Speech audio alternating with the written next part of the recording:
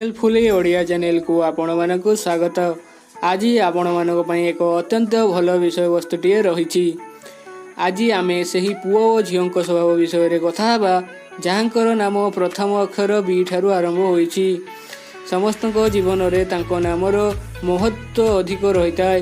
प्रत्येक व्यक्ति को नामर प्रथम अक्षर जीवन में प्रभाव पकाई थाए। नामर प्रथम अक्षर ही व्यक्ति स्वभाव प्रति जना जाए।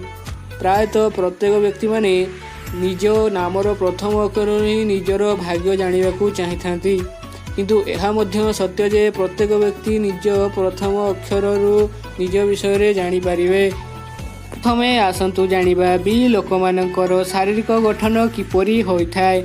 एमाने बहुत सुंदर आकर्षक, एमानक आखि अत्यंत सुंदर होइथाय।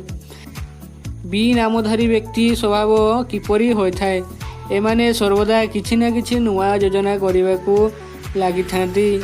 एमाने कौनसी गोटिए काम रे संतुष्ट होई न थांती। एमानकु नुआ नुआ कार्य करिया को पसंद होइथाय। एमाने कौनसी व्यक्ति को सहजरे विश्वास करती नहीं। एथिपाई एमानकर सांग मध्य कम थांती। एमाने बहुत कम विश्वास करती एवं जहाँ को विश्वास करती सेमानक साथी रे ही सांग होई थांती। बी नामधारी व्यक्ति प्रकृति सहित रहिबा को भल पाई थांती। एमानकु प्राकृतिक परिवेश भली जगह गुड़िक अत्यंत भल लगी थाए। एमाने निज विचार को निज भितर ही रखी थांती। एमाने शांत स्वभावर होई थांती, किंतु एमाने जेबे क्रोध आसी थाए तेबे एमाने कहार कथा सुनती नहीं। एमाने निज प्रत्येक काम मन लगाई करि थांती। एमाने चाकरी क्षेत्र में उच्च पदवी रे रही थांती। एमानक भल पाइबार स्वभाव अत्यंत भावुक स्वभावर होई थांती। एथिपाई एमाने शीघ्र ही भल पाई बसंती। एमाने संपर्क को अत्यंत गुरुत्व देई थांती। भल पाइबा क्षेत्र में एमाने उच्च कोटिर होई थांती।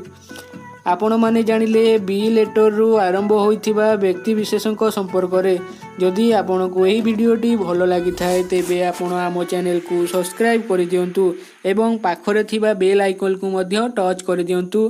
धन्यवाद। जय जगन्नाथ। नमस्कार।